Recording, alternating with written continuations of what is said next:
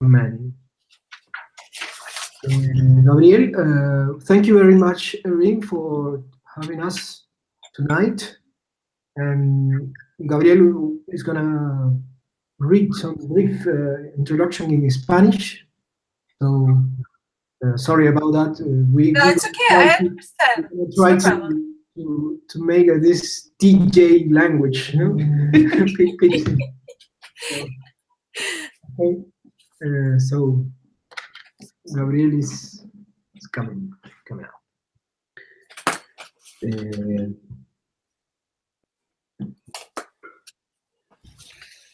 Bueno, Erin.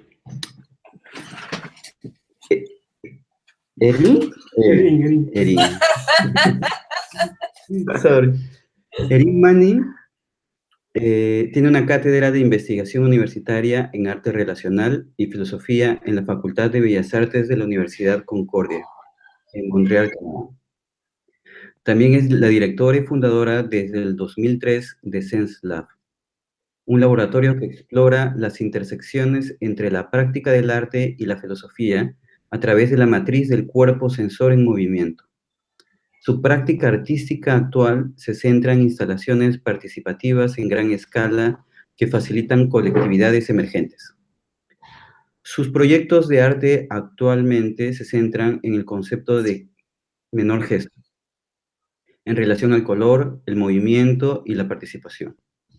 Entre sus recientes libros está The Minor Gesture y entre sus trabajos artísticos The Smell of Red Bucharest y The Color of the Time, an Archive. Is all right? That information is true? Yes, it's all true.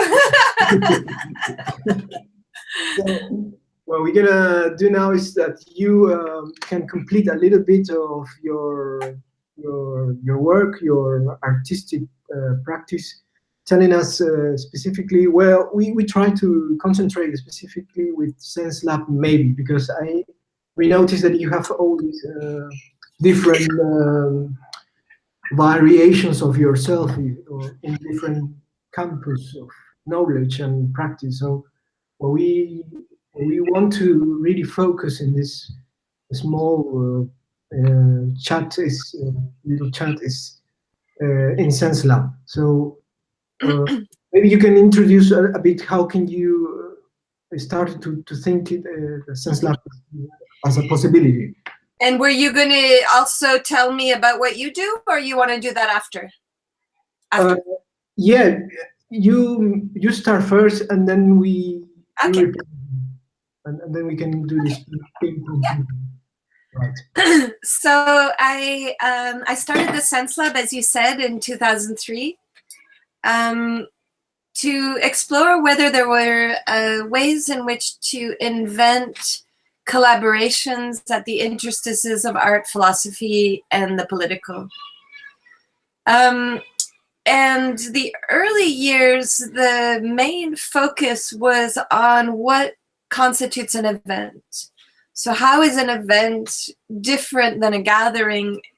And if an event is defined as more than the sum of its parts, what would allow us to know that an event took place? And so the early years were really focused on that. People gathered from all over the world in Montreal. It happened completely through word of mouth, except the very first call.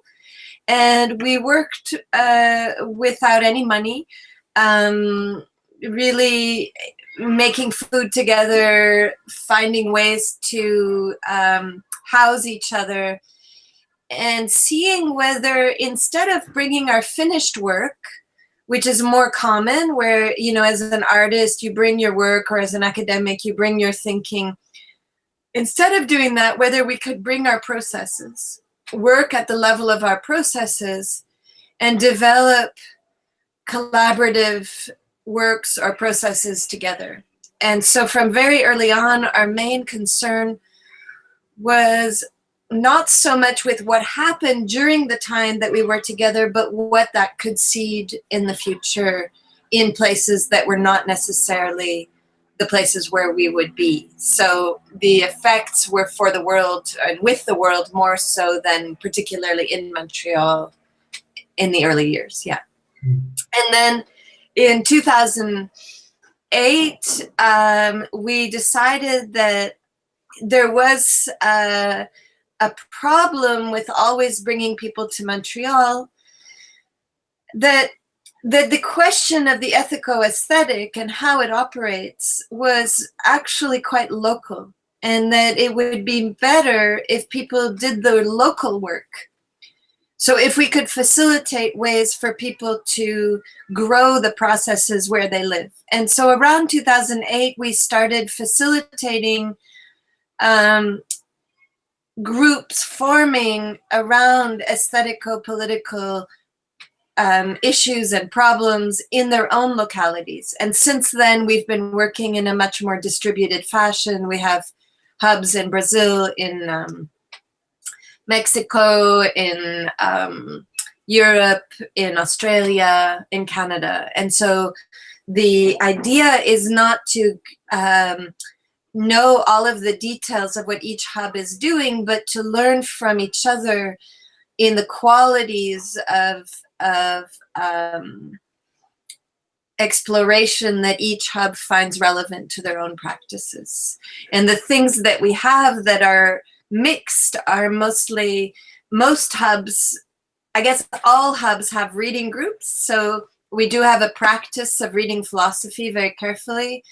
And each hub has a reading group that is online, which we can join, and then the hubs work out what it is that they need, physically collecting or not, or whatever. Right. And so when you say process, I try to figure out how can other people can understand what is this concept of process and talking in the way you mean in general or when they participate? When they participate. Mm-hmm. How do you conceive this? Yeah, well, we build it together. There is no central hierarchy for Sense Lab. There's no dominant governance body. There's no consensus making model. So we work really through the direction of the necessity that moves us. What I mean by that is that, of course, there are certain things that take years to work out. And so there are tendencies in each of the hubs. For example, in Montreal, we're working hard to create an alter university. So we'd like to leave the university. We'd like to invent an alter economy and think about learning differently. And we're working very hard on that. So the people who come to Montreal get involved in thinking with us about alter economies and alter universities. But it isn't so much an active passive model. So when people are there, they simply contribute to what is happening and they get involved, and there are so many different ways for them to enter. And if they want to get very involved, they get very involved and they become very central to what we're doing. And if they want to be peripheral, maybe just come to the reading groups or maybe just come to the movement workshops or whatever, then they come there. But I guess one thing is that our focus on philosophy has been the glue, perhaps, in terms of developing an ethos of a kind of living philosophy. Because when we meet to do the reading groups, we are not mostly with philosophers. I would say that most people at Sense Lab are artists, although there's a big variety of people. In the whole hub, about 700 people, so it's a lot of people. But we sit with philosophy. We read 10 pages every 3 weeks, and we read really, really closely. We read out loud, and we practice listening and reading together and building concepts together. And that work is sort of the core of as a practice of feeling how we come together. And it's very, very important to us that there be no sort of no demonstrations of knowledge, like where people make other people feel less intelligent or whatever. Right. Right. You have another question? Yeah, we're thinking a lot about this, and about process, about collaboration, and philosophy as well. For me, it's a bit interesting. Sorry that I'm gonna. Disculpa que voy a hacer como profundizar una cosa ahí. When you say, because I came from theater. This is my formación, my career is being an actor. Although I'm not acting anymore.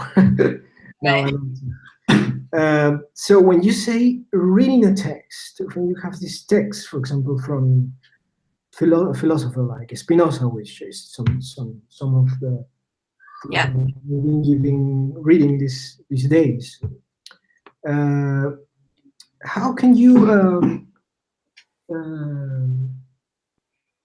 if you start from reading, from this intellectual act of reading, how can you start to transfer,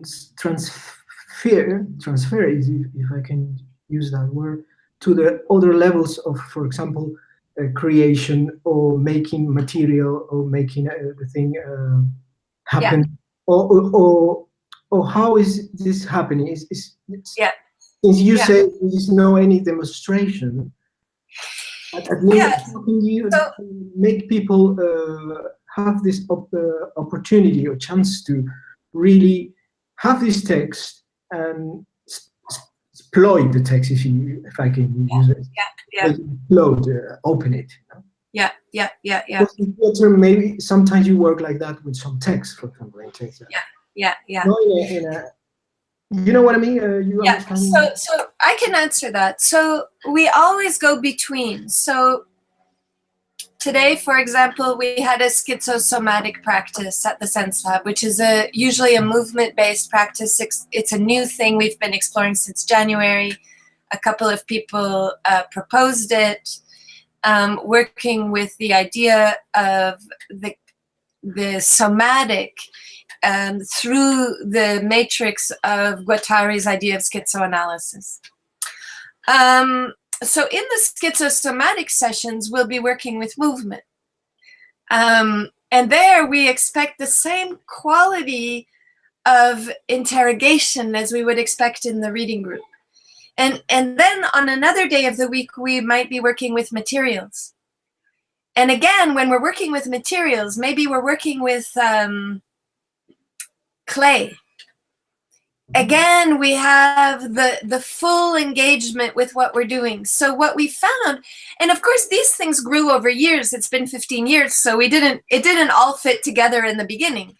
But what we found was that there's always somebody in the room who's practicing their practice and somebody who's not. So like in the reading group, in the philosophical reading group, there are going to be a lot of people for whom philosophy is not their language. And in the movement workshops, there are going to be a lot of people who aren't movers, and so on. And by moving always with the care through each of those practices and never losing the singularity of what those practices are capable of, there's a generosity that is developed about following the threads rigorously of a given practice. And of course, what we're trying to do always is to weave things through. So a very concrete example of this would be that we had the Spinoza reading group on Friday, and we were reading 10 pages of the Spinoza and trying to understand. It's a part of the third book of the Ethics, and trying to understand his concept of the body. And today, when we were in the schizosomatic practice, the Spinoza came back, right? Because of course it's going to come back. You know, we just read it. but it comes back in relation to movement rather than in relation to philosophy. And so what we do over time, and you know, this happens, of course, I mean, it takes time, is to begin to understand the place that a concept can have, like a philosophical concept can have in another register, like a performance register or a movement register, without saying that it's necessary to link them. So we don't perform one movement to another. We amplify the field to include them and see how things connect. And of course, some people are going to connect certain things and other people are going to connect different things. And but because we don't have a schedule of events, like things happen because there's a kind of hunger for them and then they get born. I never know, like in 2 months, what it is that we're going to be exploring, right? So things shift quite often, and they shift with the curiosity or the necessity of them shifting. Right. So there's never a discussion like, this month, what should we do? That never happens. It's really just propositional. So somebody will say, I really feel like we need to, I need to explore paper. And then they'll say, let's explore paper. But maybe nobody will go, so it won't happen. Or maybe a lot of people will go and it will happen. And then things will move from there.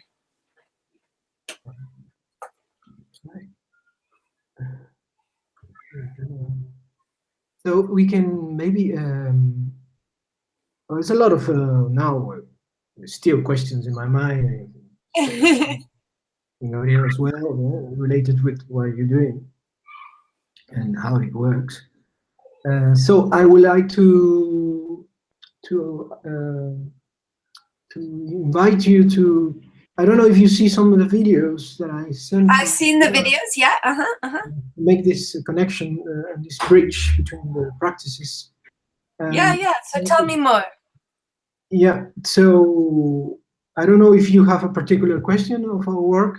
Well, just maybe you can give me a sense, like how did you start? Who's involved? What kinds of problems do you see? Like what kind of questions are at the front of the collaboration? Right. Okay. You're going to say Spanish. Sí. Sí. Sí, entiendo, ¿no? Sí. Sí. Sí. Perfecto. I will try to talk any sentences in English, but my English is very bad. Nice. No problem in Spanish. So whatever works for you. So we have an idea about what is state of encounter. We call ¿cómo era?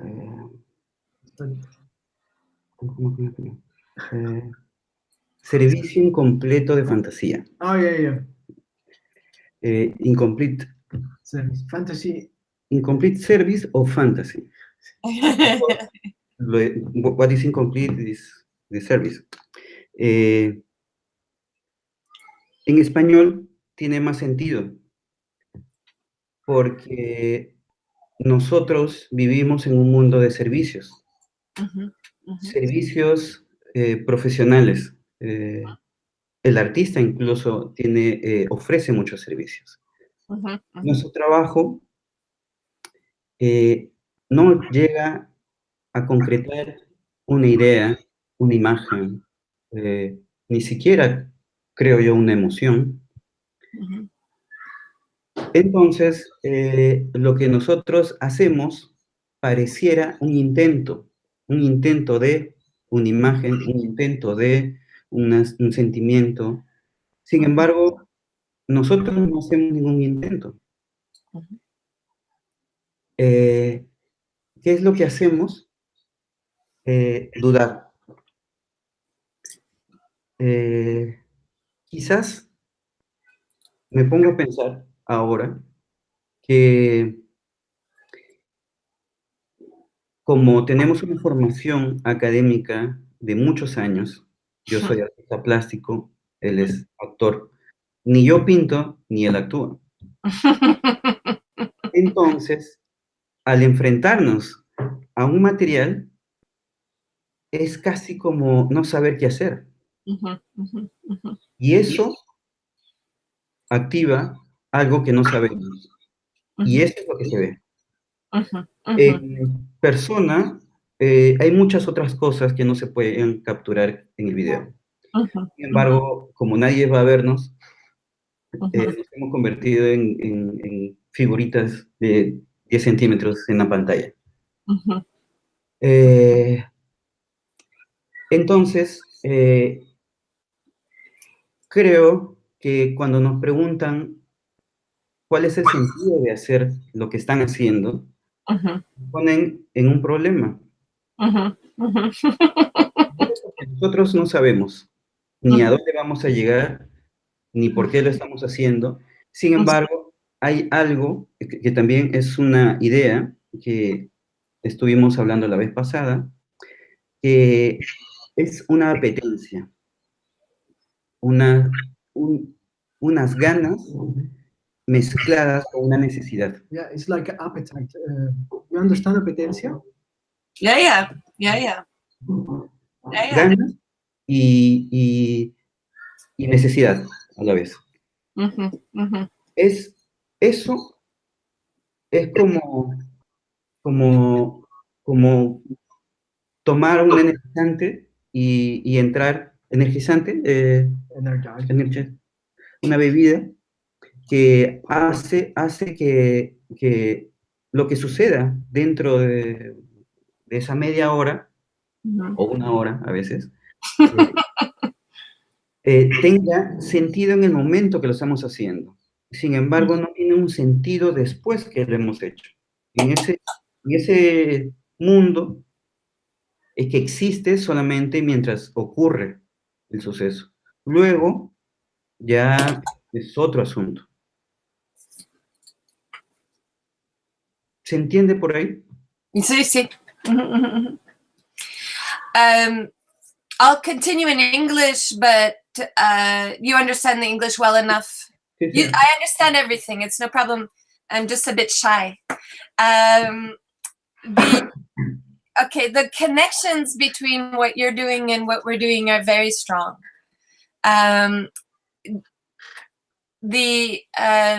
One of the main areas of inquiry of the Sense Lab in the last 4 or 5 years has been the question of value.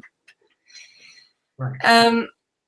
And it comes from the question of how our practices are valued or recognized, evaluated by the institutions that frame them. Right? So as an artist, I know how to produce work that is valued by the art market, or as a philosopher, I know how to produce work that is valued. But these questions of value we find very troubling because they presuppose an organization of knowledge that we enter into, rather than giving us the opportunity to invent or to move together or to produce something that we can't imagine yet. And so whenever I get the question, what does Sense Lab do? I have to invent a way to give it value from the look from the outside. But actually what we do on the inside is try not to worry too much about how things can be organized and made sense of in the worlds of art or in the worlds of philosophy or in the worlds of politics, but really working to bring a kind of intensity that can have effects on our lives outside. So one of the things that's very particular to Sense Lab is that we don't make work at Sense Lab, which is to say that each of us have our own practices. And of course, some of us collaborate. And of course, some things that might look like work get done at Sense Lab. But the idea is really to bring how you do your work more than what your work is, in order to bring this quality, this appetite, and to be able to connect at the level of the appetite and to explore there what is possible. And we don't call that work simply because we don't want to have it, we don't want it to have to already take a form that is recognizable as art or as politics or as philosophy. And so the experimentation that we do is always to develop new techniques for experimentation. It's really always this kind of platform. So very concretely today, the workshop that I gave was about what I called anarchival process relays. And so we've been working with this idea of the anarchive, anarchivo, which we invented. It means, but it's this quality that resists the archive, this aspect of existence that can't be captured, but that makes a difference. The texture of an event, or the excitement of an encounter, for example. And so one of the things we were looking at today was what would be the relays that could be invented so that one process could benefit from the, like, could be anarchized and moved into another process. So anyway, I see some links. I don't know if you can see the links, but for me it seems. Yeah. We were talking about that before, and how we start to. I mentioned him about the existence of your project and some stuff. So I realized specifically that we have this. Even though I haven't seen too much of your work in videos of the Sense Lab work specifically, but I have this intuition that we are connected with this kind of working on the process, not knowing exactly what is the process is gonna happen or what is gonna produce at the end, and, yeah. and that's what I really we were thinking. We were asking ourselves why we're doing all these dialogues and process with people never met before, and now we are like sympathized with our process and each other having this interconnection. So that is wonderful for us. We have this, as he says something very interesting about service, and our culture here in Peru is very service orientated. Mm-hmm. You need to fulfill the service in order to have the attention and then the participation, and at the end of all these levels you have collaboration with someone else or even an institution.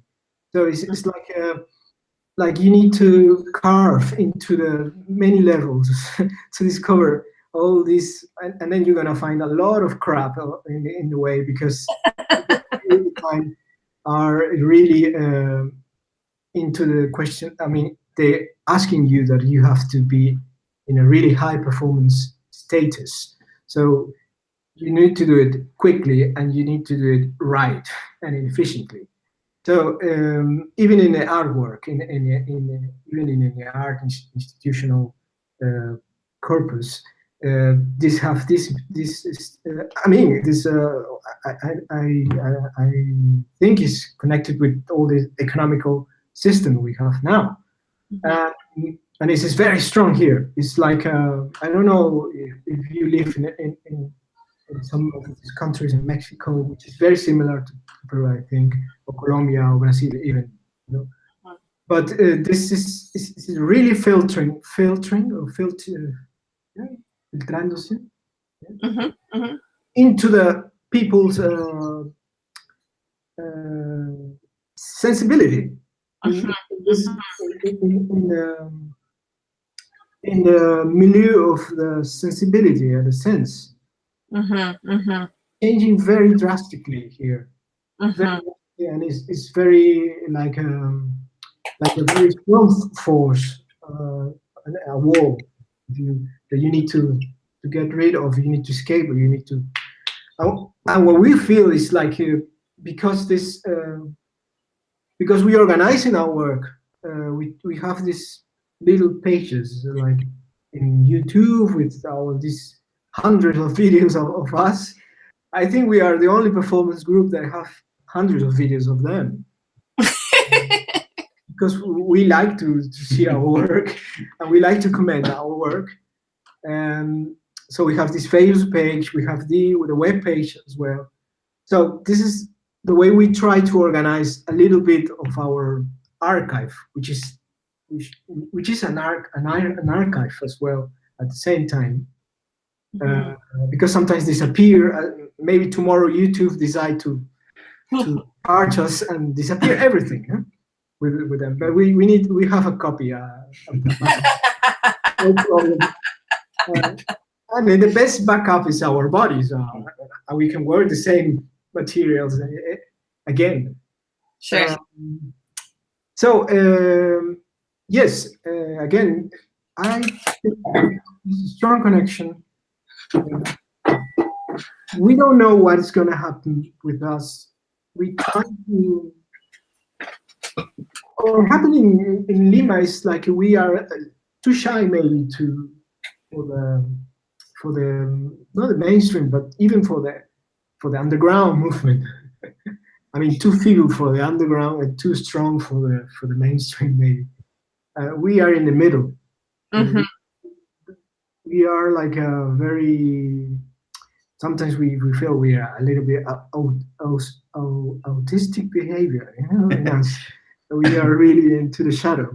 And it's not really very. It's not. It's a consequence of our work because one of the pieces we did in 2003 and 2004 was called The Shadow, which is based on H.C. Andersen fairy tale. So the shadow is still a shadow in our work. So we are in the really margins of everything. We feel very alone. That's because we feel like people even don't insult us, don't say nothing. Always trying to really get close to people and say, come on, insult us or punch us or whatever. They are really I don't know what is going to happen. They really don't say nothing. So that just makes you feel like you don't exist at some point. Yeah. Like I said to him before, we are very virtual. We have more in virtuality in the net than in the reality.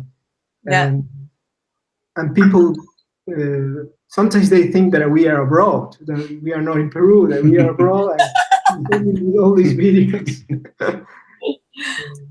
So I think for us to be sincere is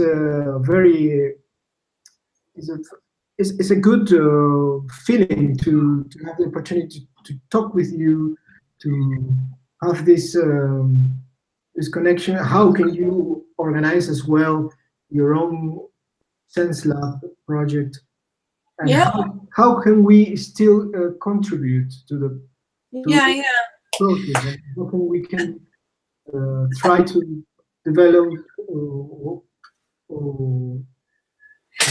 find the right clay to manufacture. What I would say, I mean, there's so much, but I would say that the Sense Lab has resisted in the most consistent and stubborn way the idea of the service economy. That's probably one of the things we've resisted most thoroughly throughout the whole process of the last 15 years. But at the same time, we work in a kind of what we call strategic duplicity.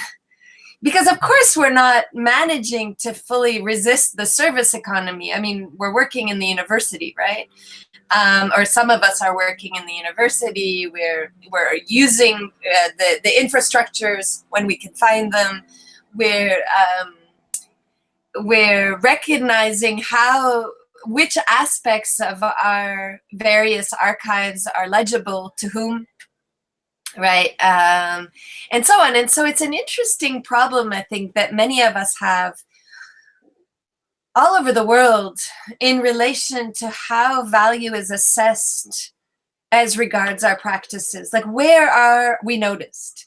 What are the things that stand out and that make people recognize what we're doing?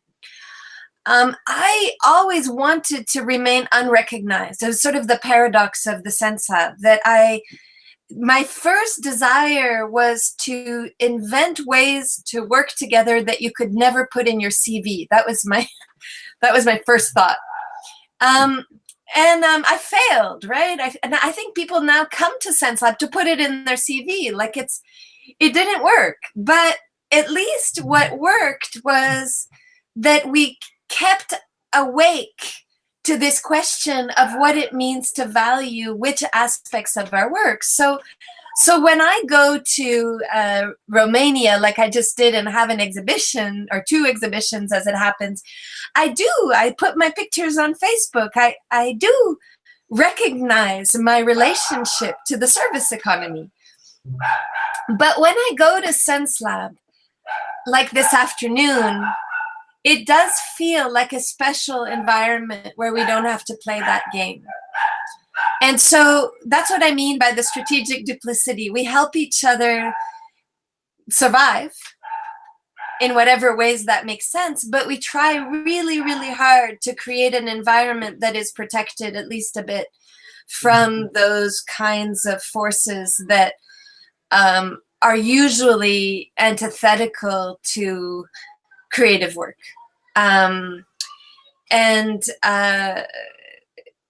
You know, that's the case all through. I mean, we're building an anti-capitalist economy with capitalist means. I mean, we're constantly working across, we're trying to build an alter university from the university. Like, you know, we're never innocent in our practices. But so what I think a Sense Lab is really a curiosity about how to bring our practices together in what we call an emergent collectivity. So in an environment that allows something to happen which might have been a surprise or that you wouldn't have expected. And I say that thinking that there are millions of Sense Labs. They don't call it Sense Lab. Sense Lab's actually a pretty bad name. I came up with it really fast, but it's too late to change it. But it's like we need to give each other the courage to do the work we already do. So it isn't a thing, really. It's more an appetite, a curiosity, like a real need to know that each other can do this work. Like, I love knowing that you've been doing this weird work for 15 years. That's just crazy. That's wonderful.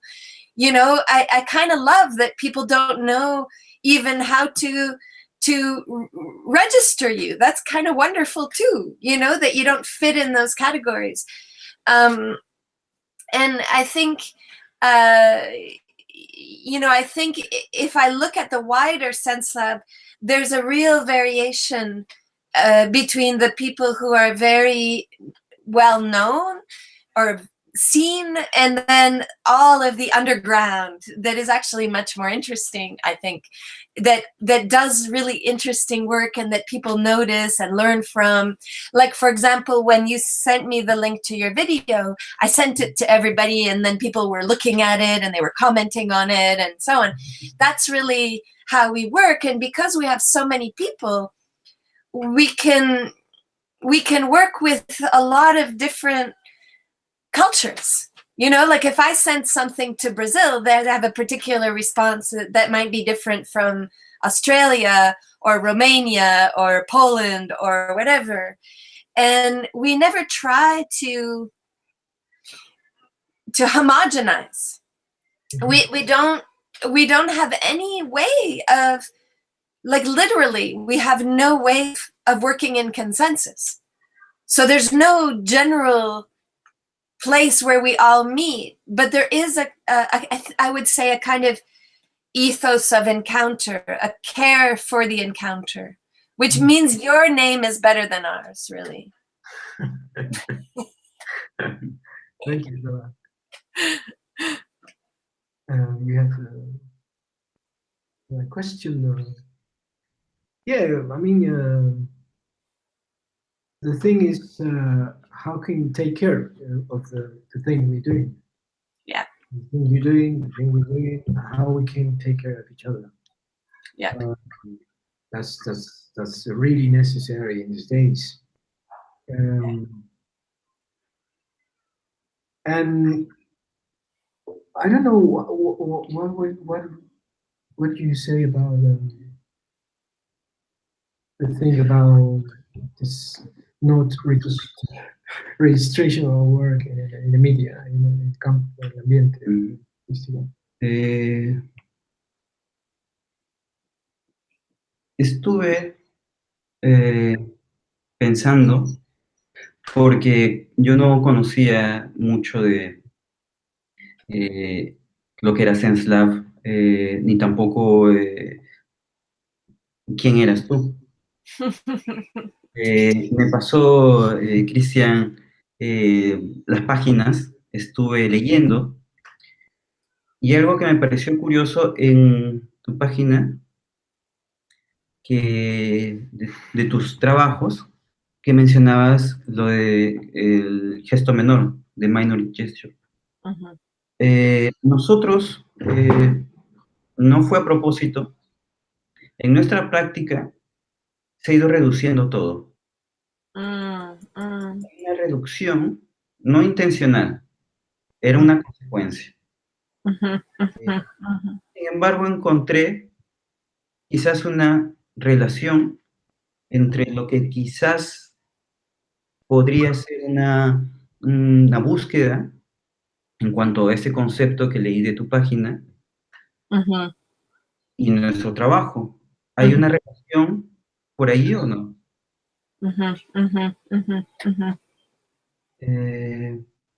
Vi un trabajo también en tu página de unos hilos, no recuerdo cuál era el trabajo. ¿El nombre? Sí. Este no.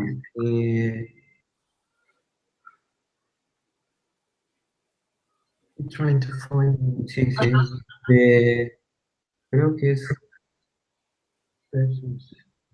No recuerdo.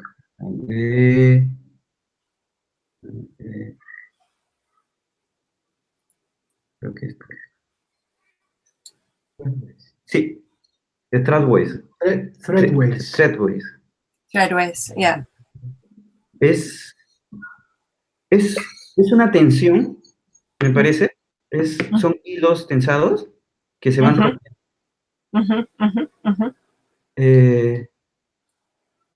¿Cómo es que yo me pongo a pensar? Hay una creencia en el arte que el artista es el que hace el objeto o la creación, es el creador. Sin embargo, cuando el objeto se hace a sí mismo, ¿quién es el creador? En nuestro contexto, eso no existe. Yo vengo de las artes plásticas y el objeto que se hace a sí mismo no es considerado un trabajo. Entonces, cuando nosotros a veces trabajamos en nuestra práctica con elementos y los elementos surgen, también se hacen a sí mismos, como telar. Sí. Quizás allí haya quizás una búsqueda, quizás no es porque estamos en Perú y queremos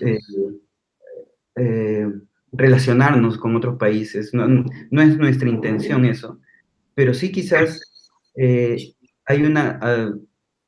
lo que Cristian habló sobre el, el muro que pone la sociedad, que es el producto de ser productos.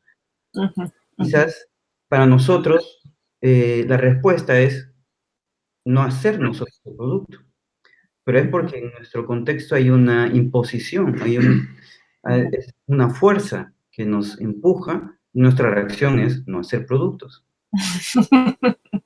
¿Cómo, esa es una pregunta, cómo lo ves desde tu perspectiva el no hacer productos como tu trabajo? Yeah.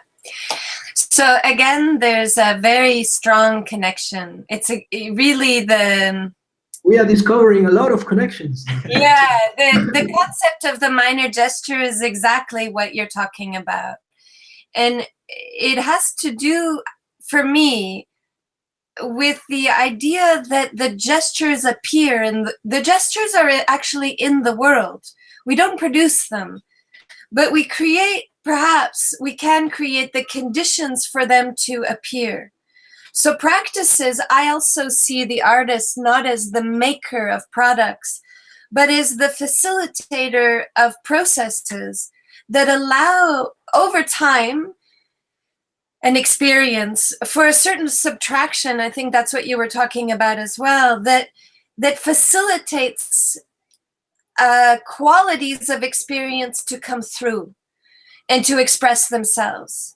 So that was in the piece that you're talking about, Threadways. That was a very, in some ways, a very painful piece for me, because I had just finished 7 years of a piece called Stitching Time. I had been sewing for 7 years, and I needed to shift my practice, and I needed to do it in a collaboration with a new encounter with materials. And so I gave myself these 3 pieces of fabric and 10 months. And the promise I made to myself was that I would pull the threads and sew them back in. And the work was terrible. It was so hard. It was so slow. But I trusted the process. So I just kept working. And about 6 months into it, I was invited to the Museum of Fine Arts in Ghent to show the work. And I said to the curator, I don't know if there's a work. All I know is that I sit in a room and I pull these threads. And she said, don't worry, there'll be a work. There's a work. You can't be doing this without there being a work. But she's a very special curator. And I realized really strongly when I made that work that the work will reveal its potential. It will. You don't know when, right? I mean, it might not this year or next year after that, but it will. And I think what being an artist is developing practices that allow it to emerge. And over time, both in my own work and at the Sense Lab, I think that's what we practice. How to create the conditions so something can begin to happen, and then how to follow those conditions in order to be rigorous in the relationship to them. And this is why I don't think that art is primarily, for example, human. I mean, I've written a lot about the place that humans like to imagine in relation to artistic practice as the sort of owners of the artistic process, as the makers of the objects, but I actually think that it's much more complex than that it's a whole field of relation that we practice to operate better and better with. And of course, our practices make a difference. I mean, the more we practice, probably the better we become at understanding how much to add or how much to subtract and so on.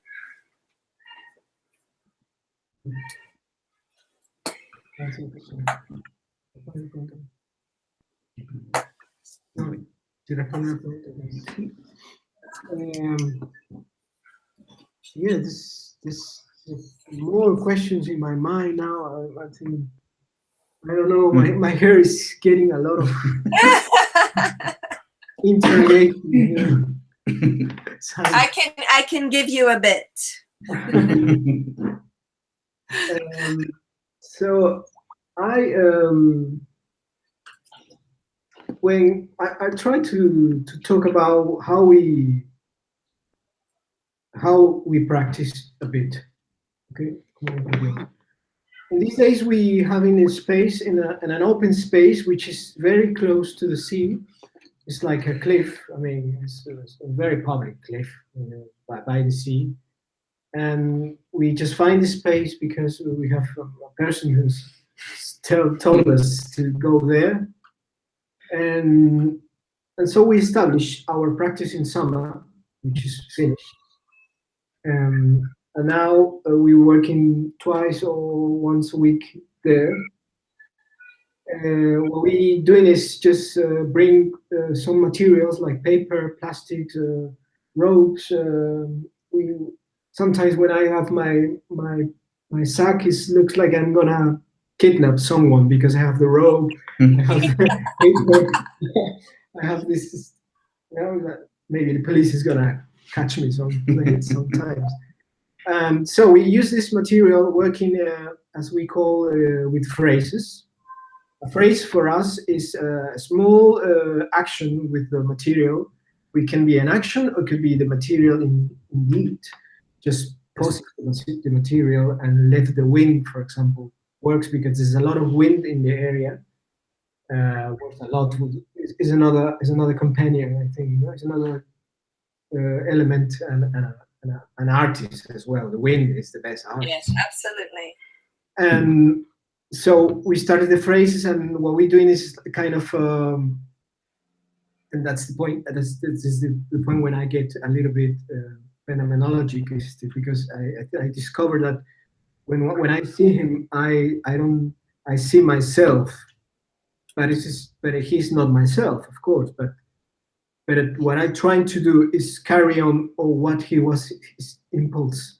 So I try to get into his impulse, to continue into the work with the material, or trying to get another material which can complement or can have an empathy with what he did.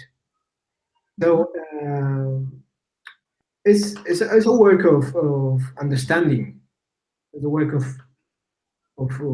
doing questions and trying to understand the other.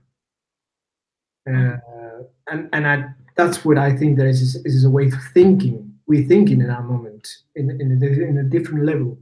We're not using we speak not very much. Sometimes, I don't know why we are not speaking now. In the past, we were speaking a little bit, especially me. But now we are silent. We are like live all this, and there's a lot of people, couples of lovers, because the area is very nice. So they're part of our image because they're sometimes speaking loud, and we can hear it, and don't influence us, but it's part of all this environment there. So after the phrase, we work with this. As he said, we can work 30 minutes, we can work an hour, or just 10 minutes. Now we're using camera, we're using technological effects. We're doing our science fiction movie because we're using this. The GoPro? Yeah, yeah. We're doing which is how can cinematographer call a very intimate image, which is when you see the person, using the material, and the other person how in the distance can see that effect. in another way, and it's completely another vision. That's why I call it a kind of is an effort. Really, is for me is a kind of labor of understanding, because we need to reduce. Well, we need to reduce our fantasy on our projections onto him, or trying to solve or save him. The work is not for save him or he saved me. The work is about appetite, and try to really make the food very rich in proteins and vitamins. Even it's nothing, even can be plastic, you know, in a graph. But that's fit us at the end. It's like like hungry. I mean, we need that for eating, and that's just the way we these days working, and also I've been thinking a lot of, and this is a kind of another my personal point of view. It's like this work we're doing because we have this society in Lima which is very compulsive, very full of people who are really cut into the half because they need to be into the service of the economical system. So we think and as a Colombian friend, artist told us, we inaugurate a kind of another time for being with other people. It's not the time of production. It's not the time of consumption. It's the time of feeding each other.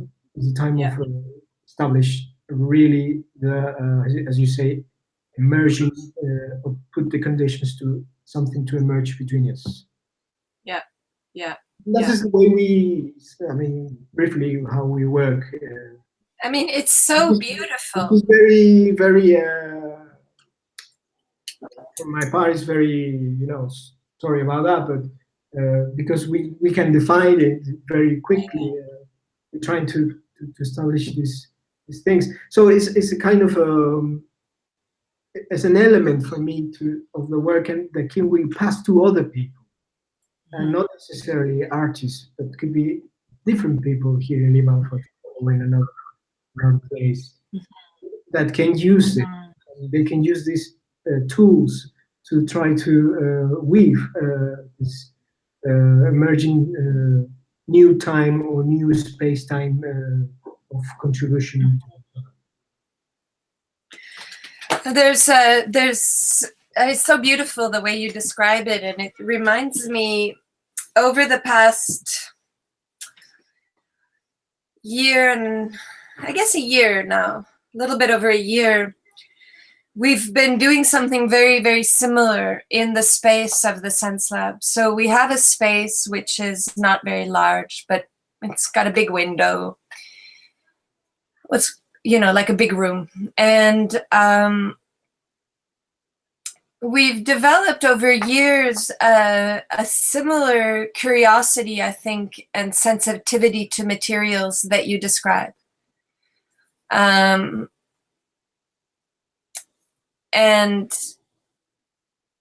that has come really very, very, very slowly, like in the same way that, you know, like I said, we would read philosophical concepts. We spent a year and a half on paper. You know, like we can be completely obsessed. You know, we spent over a year on wind and plastic. And then we spent a whole bunch of time with plastic and water, you know. So, you know, we don't often admit these obsessions to people because they would often not understand. But there is a deep curiosity in us, I think, the people who arrive and the people who are there, in staying with a material and seeing what it can do and really following it. I mean, if you're looking at a concept, then you follow it. But similarly, if you're looking at a movement, you follow it and you see what it can do. And so about a year ago, we started, actually, I wasn't there. I was in Germany, but the people who were in Montreal started to experiment with the space. And I would say that what you're talking about, it took us like, I don't know, 14 years to get there. I mean, it really took us a long time because it's an emergent collectivity. I mean, every single day there are different people. I've never once entered the space and known everybody. So we really are dealing constantly with new people, and we don't have an interest in registering people within the service economy. So we don't know who they are. Like, we don't ask. So over time we might get to know them, but they're like, I found out that this person who's been coming to the reading group is homeless. I didn't know. But after a while, I found out that there was a discussion amongst the homeless people that there was a reading group for Spinoza. So it's, I never know who's going to be there, right? And but one of the groups of people that is more and more present at the Sense Lab are autistics. So people who are who have autism, and that's because my own writing has engaged quite a lot with neurodiversity. And are you familiar with the concept of neurodiversity? I think I heard about it, but could you? Yeah, so it really came as an activist movement about 10 years ago. It started with autistics, and then it opened itself up to people with bipolar and other so-called mental illnesses, schizophrenia, and so on, who instead of seeing themselves and being seen as being in deficit, saw themselves as neurodiverse. So they began to recognize themselves for their difference. And it's a movement that I feel very connected to, because I think we have a lot to learn with people who experience the world differently. And particularly in relation to autism, there's this very, very rich encounter with materials. So autistics have a tendency to be very, very relational with the world. They really feel the wind and the quality of light and the intensity of color, and they don't, generally speaking, hierarchize experience to foreground the human over materials, which is very interesting to us.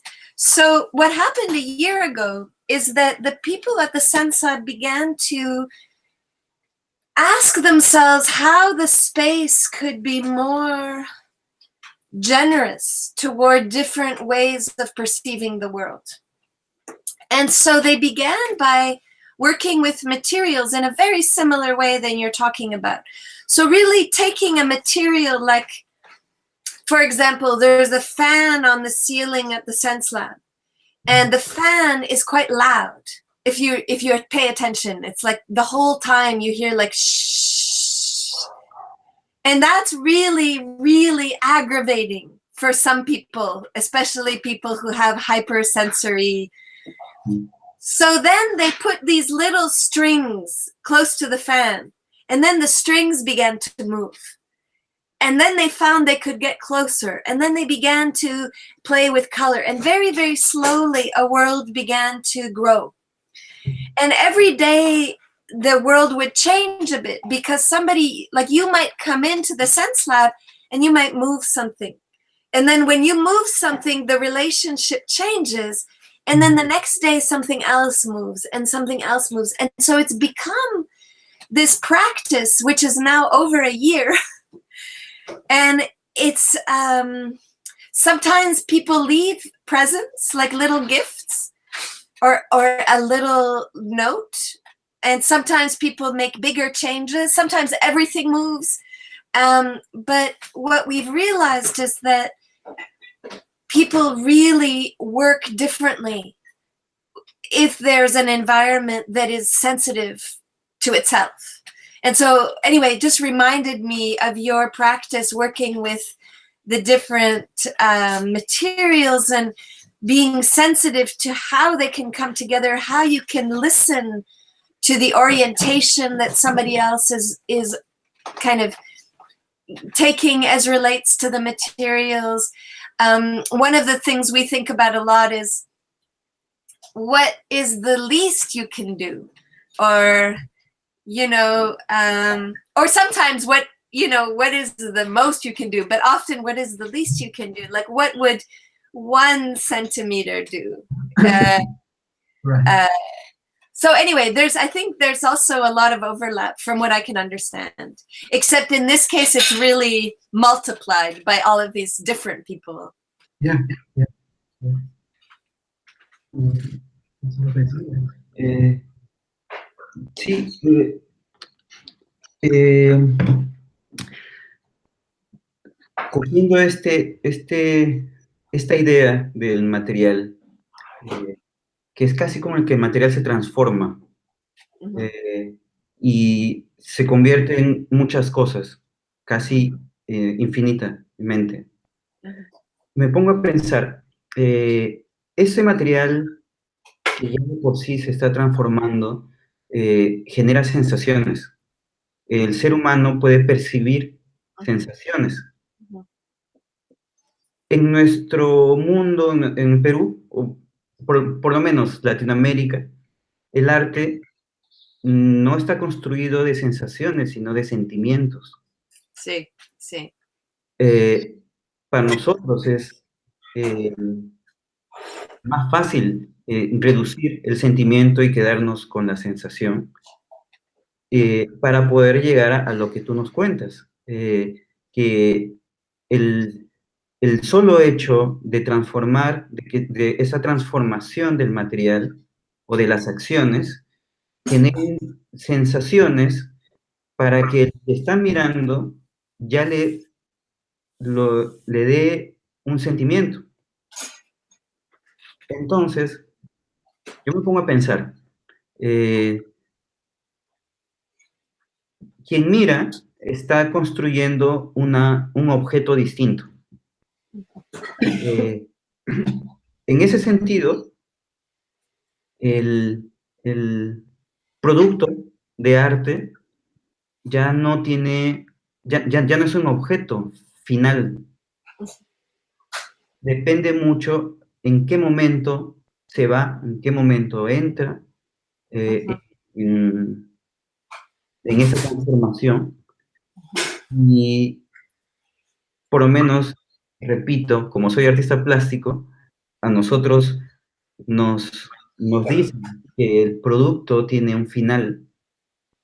Entonces, si nos ponemos a pensar en que el tiempo es nuestro elemento, porque dependiendo del tiempo es que hay esa transformación, entonces viene a ser como conocer a una persona. Cuando uno conoce a una persona, esa persona ya viene con una historia. Ha conocido otras personas, ha tenido una vida anterior. Lo conocemos a partir de ahí y nos hacemos una idea de lo que ha vivido. Igual, si nos ponemos a pensar, vemos tanto en nuestro trabajo como en lo que cuentas, que si la persona entra en un momento que no es el inicio, se puede imaginar todo lo que sucedió antes y ya está construyendo en su cabeza un objeto distinto que el que va a venir después o el que llegó antes. Y a mí me parece que tiene mucho potencial eso, porque ya no es el artista o el creador el que comienza a manipular el objeto y lo entrega, sino más bien es el objeto que se va generando y quien completa y le da el sentimiento a esas sensaciones es quien mira. Y a mí me agrada bastante saber que existe más posibilidades que es la que realmente nos dijeron en la academia que existía. Ah, yeah, sí. Y creo yo, porque todo esto ahorita lo estoy pensando, no estoy hablando sobre algo que ya he pensado. Entonces, me pongo a pensar, si lo que estamos haciendo de ver las sensaciones de estos elementos que se transforman como el lenguaje a utilizar para poder comunicar algo, ya no comunicamos la idea del artista. Ujú.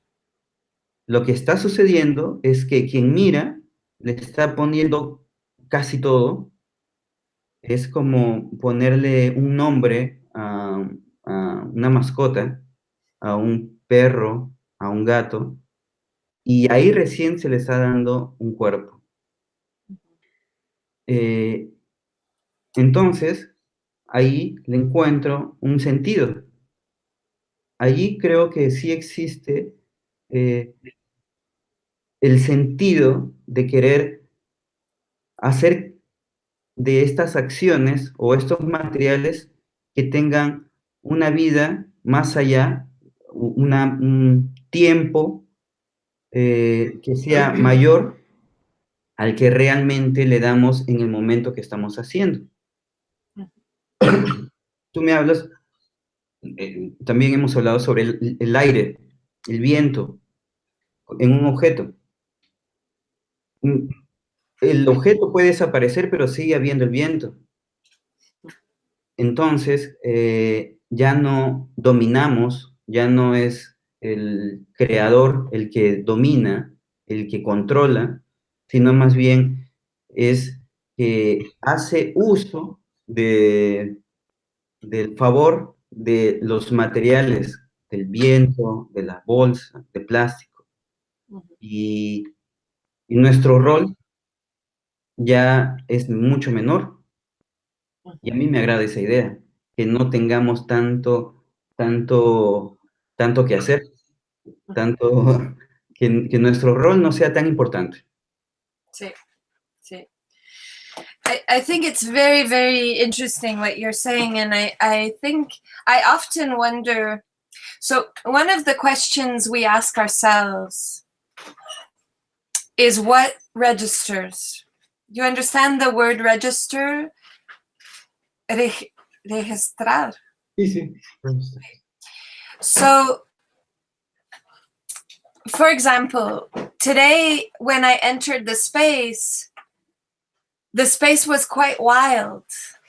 And one person I spoke to at the university said to me, he's an administrator, and he said to me, I can't enter the Sense Lab. It's angry today. But I don't think that it's like what you say, the difference between sentiment and sensation. It's not angry. It's complex. There's something happening. And in order to live it, you have to enter it. And in order to see and feel its complexity, you have to feel and see its complexity.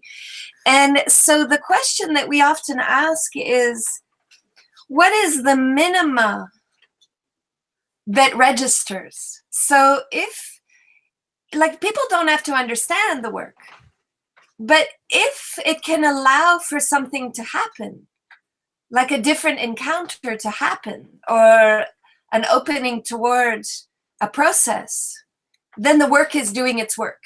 So we don't talk about the space. We don't say ever, you can make the space or you can move the space or you can play with materials. We allow the space or the work or the materials to teach us how they're registering. And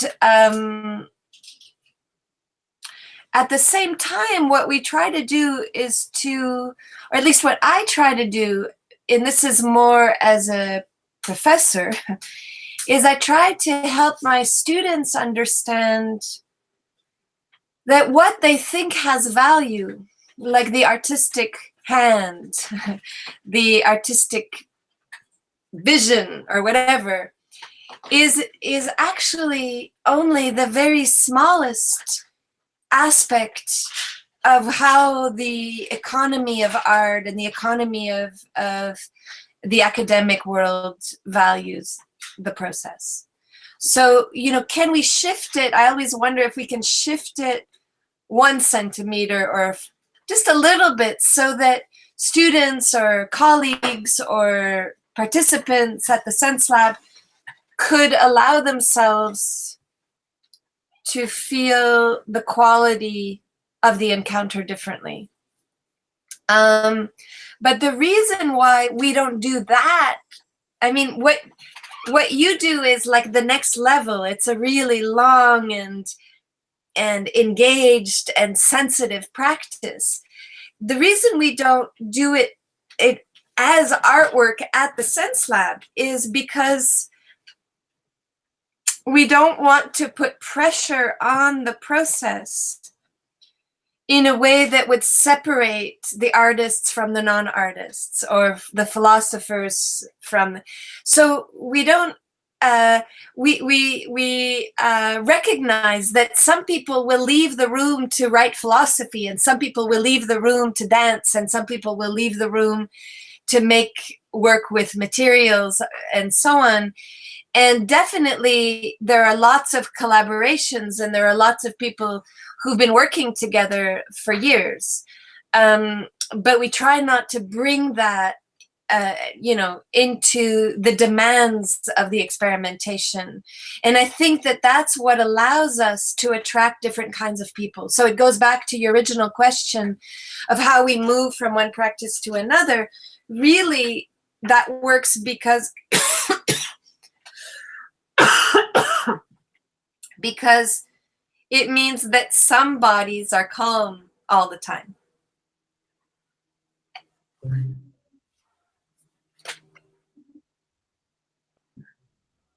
Yeah.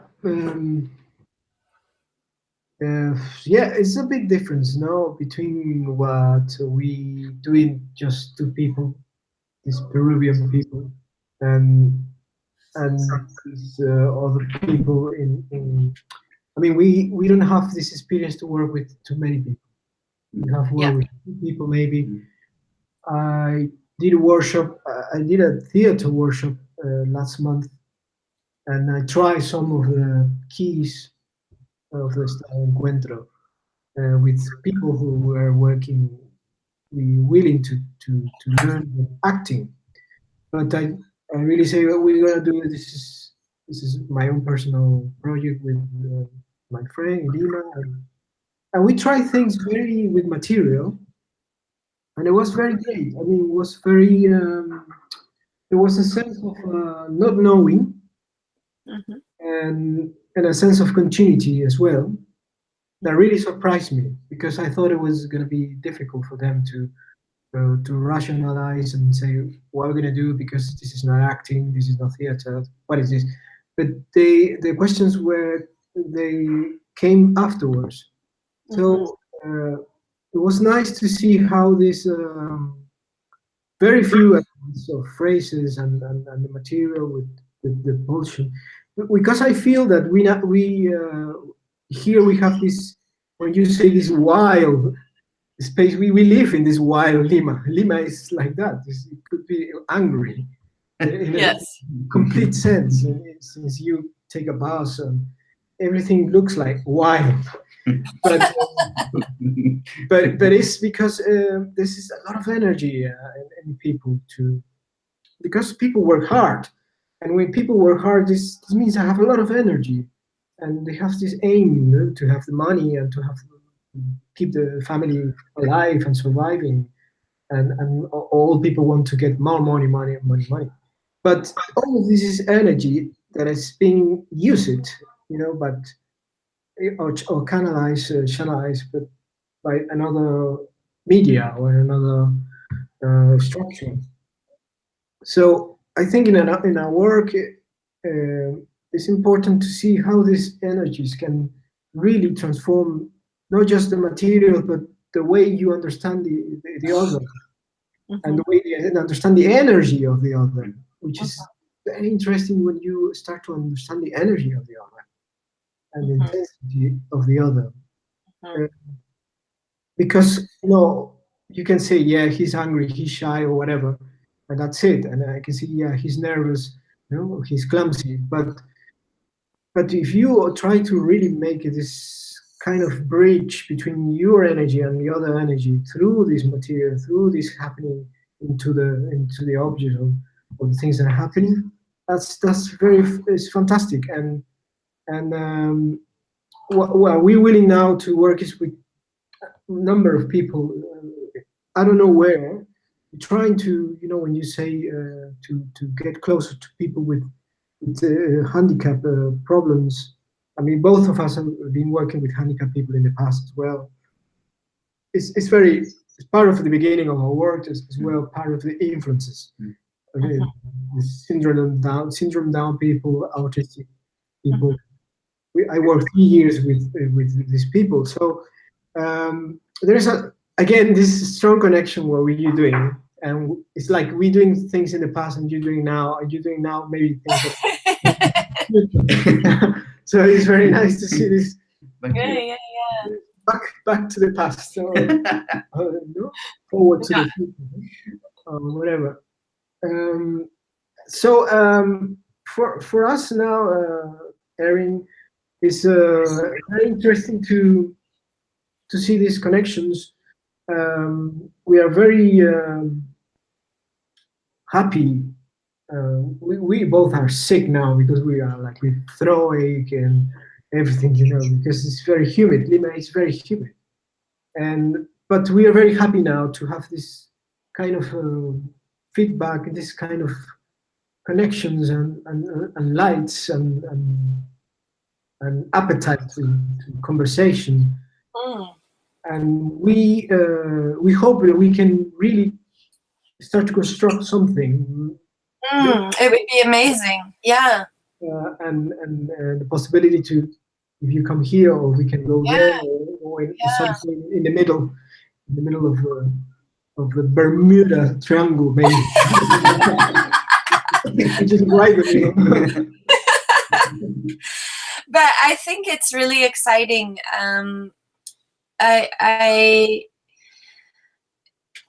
Over the years, like I said, except once in 2004, every connection the Sense Lab has made has come like this.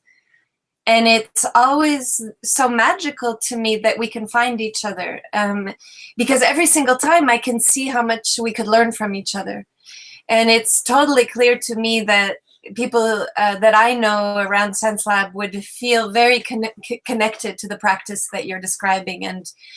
And I can send you, I wrote a piece that I think you might respond to called For a Pragmatics of the Useless. And it's a piece that came out of, I found out, maybe you know this concept from Marcel Duchamp called the être mince. Have you heard of this concept? No. Être mince. It's not very well known, but anyway, Marcel Duchamp had a curiosity apparently with the être mince. And it's really, what's mince in Spanish? Skinny, infra-thin. What? Which term? Emanes? Infra-thin. Something. Esto. Yeah, thin. What's thin? Like a person who's skinny is thin. Delgado. Yeah, delgado. Infra-delgado is not so good. But anyway, we'll figure it out what it is in Spanish. But être mince, so infra-thin. And so Marcel Duchamp wrote 38, I think, little propositions, descriptions of the infra-thin. Like when your trousers rub against each other when you walk, but not the sound. That's one of them. When the cream comes out of the paper that the cream is in, the edge of the cream and the paper as you're pouring the cream. So anyway, he was trying to touch the quality at the very edge of perception and the imperceptible. Right. And when I discovered this, I thought, wow, that's really what we've been trying to do. And it sounds similar, that it's definitely something that makes a difference in the world, but you need to attune to it to hear how it makes a difference. Mm-hmm. And so anyway, I wrote a piece about it called For Pragmatics of the Useless, where I was really trying to challenge this idea of use, which is linked to the idea of the service, which is linked to the idea of the product, to ask, what else value might look like. Anyway, I can send it and you can see if that's interesting. It's been translated into Portuguese, I think, but not into Spanish. So. Right. It's all right. You can send us, please. Yeah, I'll send you it in English if you want. Yeah. It might have been translated in French, but anyway, I don't know. Anyway, I'll send it to you in English and you can see. But I have a feeling that we're connecting to this quality of the infra-thin. And in that piece, I'm also looking at some artists that I think are also exploring that, like Francis Alice, Francis Alice's work. There's some of Francis Alice's work where I think he's exploring that. Anyway, I'll send it. But yeah, and then for the rest, any way that you could imagine to connect, I think would be really exciting for us. And anything we could do to assist in that, of course we would do. So you just have to tell us what makes sense to you, what would work, what you're interested in. Whatever, Yeah, the same for you. You have a lot of things to say. Yeah, I mean, you have been very kind to have your time with your evening with us, to listen to us, and we are very appreciate that the time and the energy to be there. Yeah, but this is why we do this work, for these meetings. Right. Yeah, and hopefully there are some people there. I think in the chat, spectators. Well, we are autistic. I will also, when I send you the piece, I'll connect you with Mayra. She's in Cholula, Mexico. Actually, she's in Montreal right now. But Mayra and her partner, Marcelino, they were both in Montreal for 5 years. They've just gone back to Mexico. And there's some beautiful people in Mexico who are also working to create something, and it's a bit closer to Peru than Montreal. So, and I think you'd love them, and they would really understand the kind of work that you're doing. They have a practice, Mayra and Marcelino, called Tapi Lapi, which is also has some very interesting similarities, where they work between movement and sculpture and materials in duration, usually for 5 or 6 hours. And yeah, there's a lot of similarity and the attention to materials, and yeah. Anyway, I can see lots of links. Yeah, that would be nice connections too. And yeah, and then for anything else, I mean, please feel free to invent something and connect us to it too. You're always welcome to connect in. There are lots of people who connect into the reading groups or to the discussions or whatever on Skype. That's all the time. We have a Skype channel open. Right. And some things are easier to Skype in than others, obviously. But we're also always there's an incredible amount of appetite. There's an incredible amount of openness. And like I said, there's always new people, and new people bring a kind of electricity to the process, and they feed us, you know, in a way that is really central to continuing this process. Right. That's wonderful. It's wonderful, and we hope that we're gonna carry on with this first connection, and then we carry on with the next. Super. And well, we need to say something. Yo no hablo mucho, ¿te has dado cuenta? Yeah, I speak a lot. I speak a lot. I can hear you. I'm not gonna speak. But the next time we Skype, only Gabriel speaks. Yeah, and I can do the mime. You know the mime. Yeah. And if I speak Spanish, then I'll get very quiet. Yeah. No, really, thank you very much. Thank you. Let's talk again soon. Yeah, let's talk again. We still don't forget your this project you mentioned. Yeah, I'll send it right away. And everything, you know, you have texts of you wrote or things that I can light on the things we have. That we're perfect as well. Thank you very much. Muchas gracias. And you too, if you have something, send it to me. But I have your or other videos or whatever. Yeah, you have hundreds of videos to see. I know. I only watched 4 so far. Okay, talk soon.